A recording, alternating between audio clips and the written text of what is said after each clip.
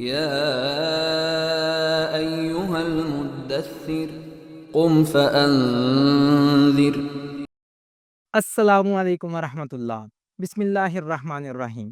یہ صدا 14 صدیاں پہلے غار ہرا میں گونجی۔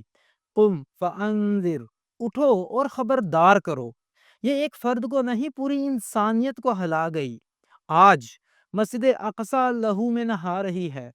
یہود و نصارہ کا گٹھ جوڑ امت کو گھیر چکا ہے۔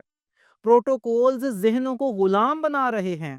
اللہ سبحانہ و تعالیٰ نے ارشاد فرمایا، وَجَاهِدُوا فِي اللَّهِ حَقَّ جِهَادِهِ هُوَ اجْتَبَاكُمْ، یعنی اللہ کے راستے میں ویسا جہاد کرو جیسا اس کا حق ہے، اس نے تمہیں منتخب کیا ہے۔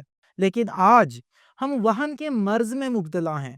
نبی کریم صلی اللہ علیہ وسلم نے ارشاد فرمایا کہ وہن حب دنیا اور خوف موت ہے۔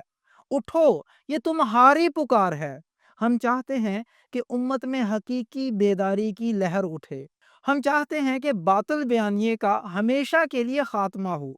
ہم چاہتے ہیں کہ مسجد اقصی ہر مسلمان کا ذاتی اور ایمانی مسئلہ بنے۔